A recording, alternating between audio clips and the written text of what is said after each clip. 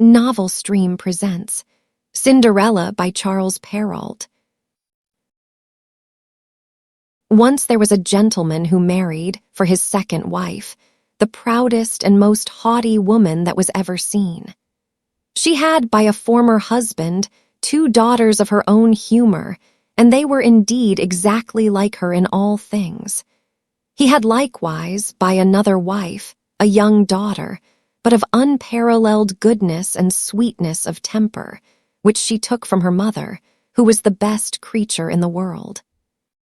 No sooner were the ceremonies of the wedding over, but the stepmother began to show herself in her colors. She could not bear the good qualities of this pretty girl, and the less because they made her own daughters appear the more odious. She employed her in the meanest work of the house. She scoured the dishes, tables, and so on, and rubbed Madam's chamber, and those of Mrs., her daughters.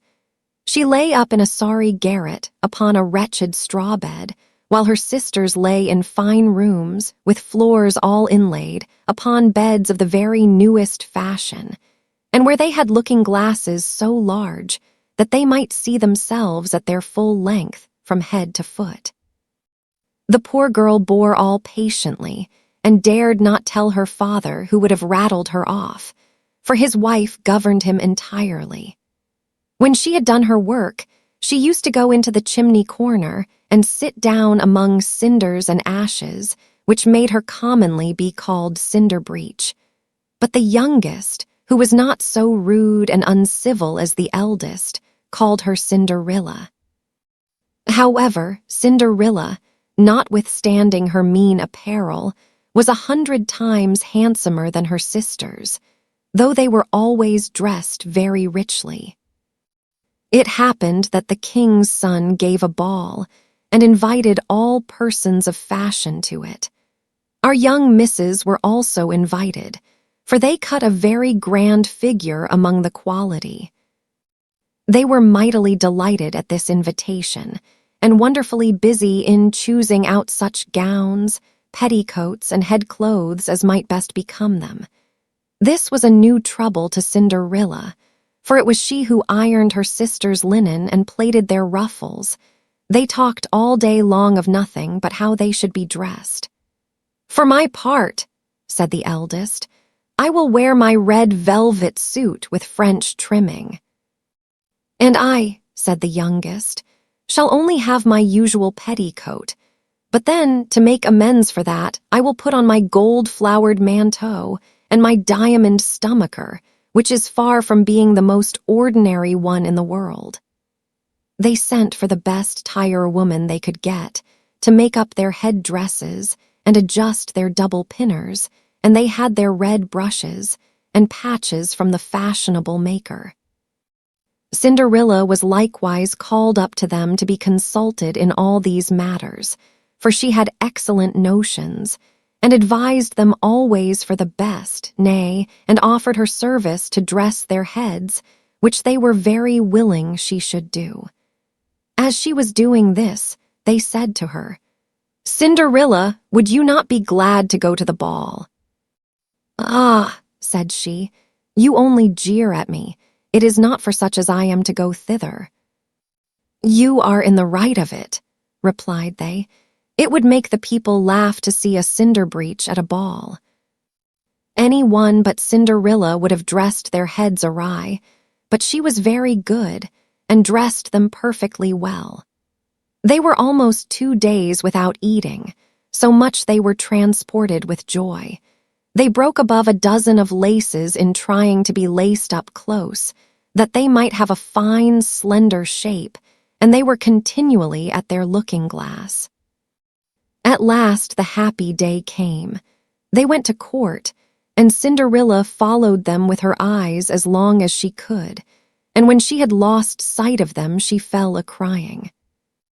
Her godmother, who saw her all in tears, asked her what was the matter. "I wish I could, I wish I could." She was not able to speak the rest, being interrupted by her tears and sobbing. This godmother of hers, who was a fairy, said to her, You wish you could go to the ball, is it not so?" "Yes," cried Cinderella with a great sigh. "Well," said her godmother, "be but a good girl, and I will contrive that you shall go." Then she took her into her chamber and said to her, "Run into the garden and bring me a pumpkin."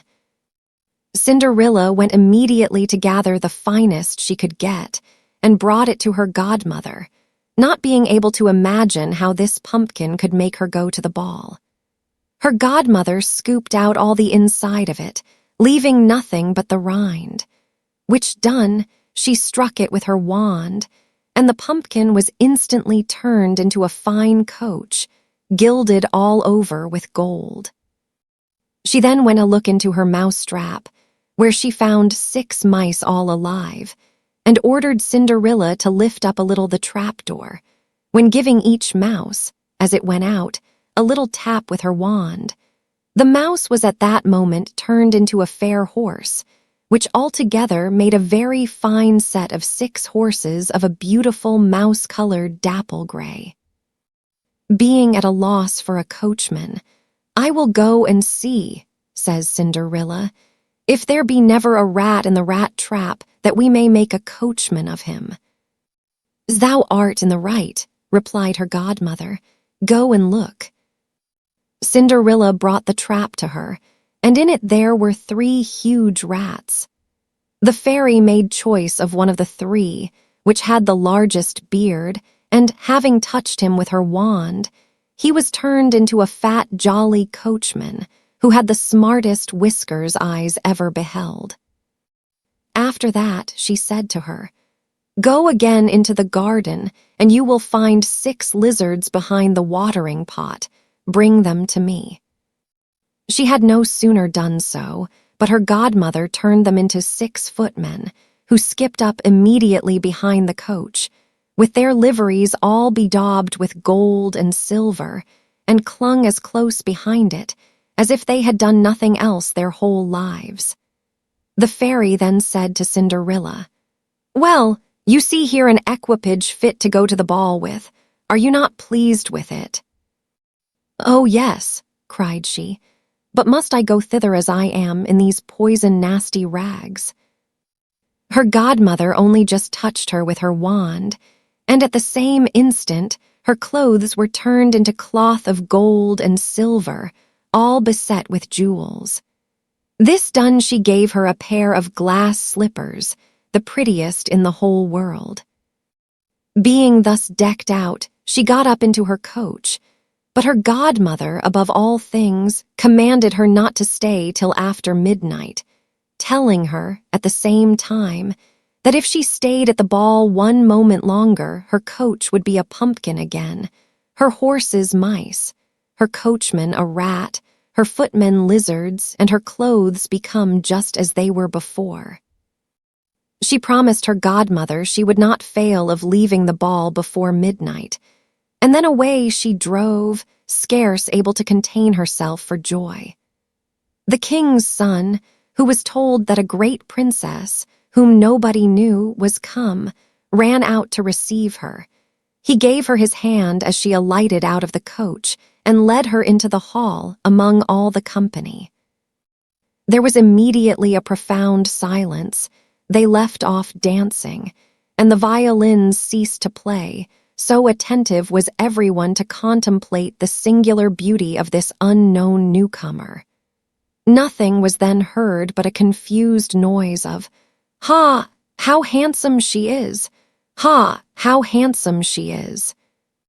The king himself, old as he was, could not help ogling her and telling the queen softly that it was a long time since he had seen so beautiful and lovely a creature. All the ladies were busied in considering her clothes and head-dress, that they might have some made next day after the same pattern, provided they could meet with such fine materials and as able hands to make them. The king's son conducted her to the most honorable seat, and afterwards took her out to dance with him. She danced so very gracefully that they all more and more admired her. A fine collation was served up, whereof the young prince ate not a morsel, so intently was he busied in gazing on her. She went and sat down by her sisters, showing them 1,000 civilities, giving them part of the oranges and citrons which the prince had presented her with, which very much surprised them, for they did not know her. While Cinderella was thus amusing her sisters, she heard the clock strike 11 3/4, whereupon she immediately made a curtsy to the company and hasted away as fast as she could. Being got home, she ran to seek out her godmother, and after having thanked her, she said, she could not but heartily wish she might go next day to the ball, because the king's son had desired her. As she was eagerly telling her godmother whatever had passed at the ball, her two sisters knocked at the door, which Cinderella ran and opened. "How long you have stayed," cried she, gaping, rubbing her eyes, and stretching herself as if she had been just awaked out of her sleep. She had not, however, any manner of inclination to sleep since they went from home. "If thou hadst been at the ball," said one of her sisters, "thou wouldst not have been tired with it. There came thither the finest princess, the most beautiful ever was seen with mortal eyes.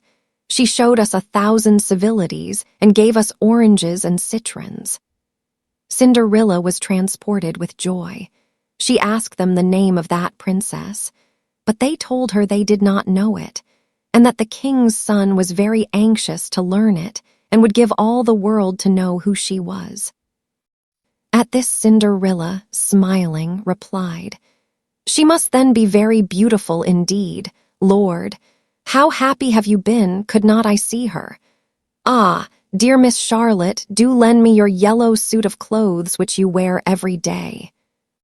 "Ah, to be sure," cried Miss Charlotte, "lend my clothes to such a dirty cinder-breech as thou art.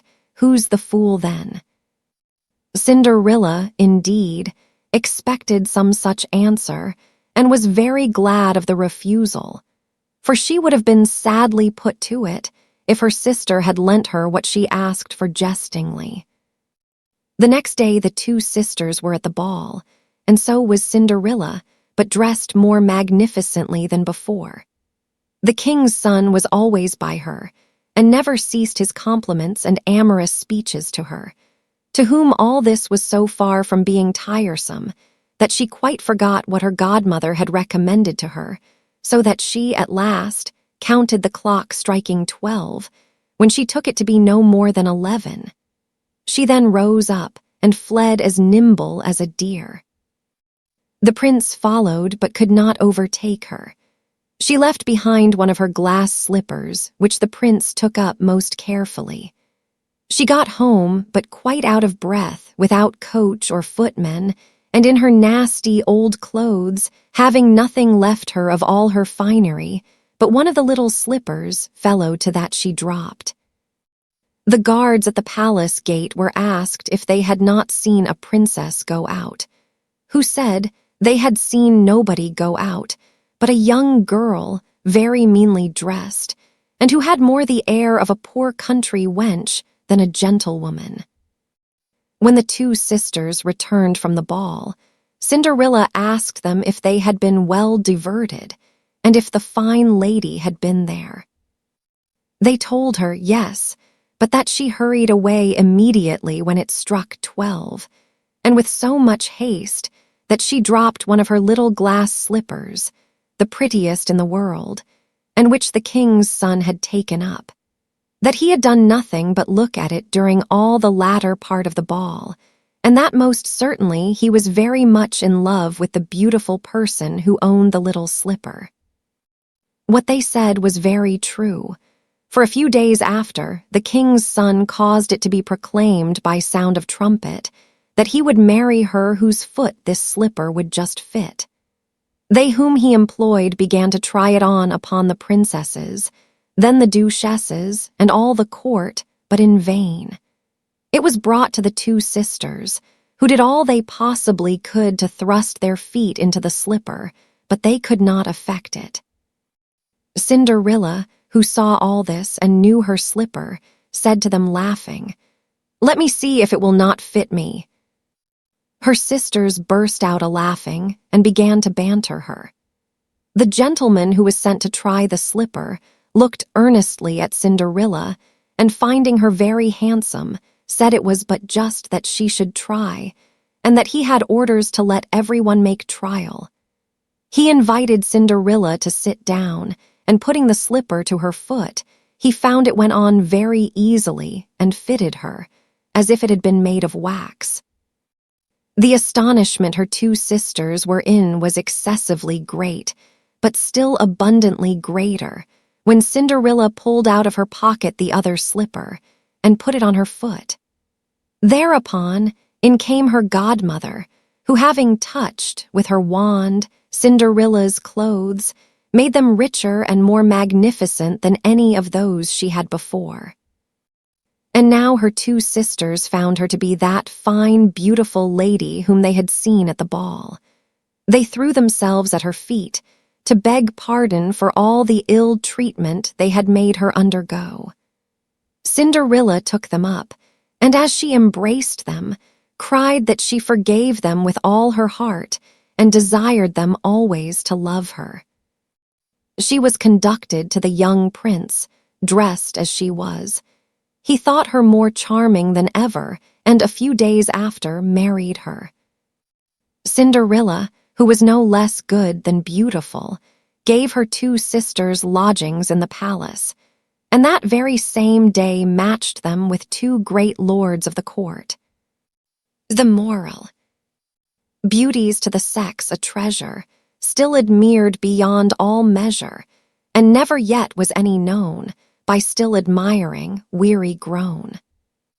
But that rare quality called grace exceeds, by far, a handsome face. Its lasting charms surpass the other, and this rich gift her kind godmother bestowed on Cinderella fair, whom she instructed with such care. She gave to her such graceful mien, that she thereby became a queen. For thus may ever truth prevail, we draw our moral from this tale. This quality, fair ladies, no prevails much more, you'll find it so, to engage and captivate a heart, than a fine head dressed up with art. The fairy's gift of greatest worth is grace of bearing, not high birth. Without this gift we'll miss the prize. Possession gives us wings to rise. Another: a great advantage, 'tis, no doubt, to man, to have wit, courage, birth, good sense, and brain, and other such-like qualities, which we received from heaven's kind hand and destiny.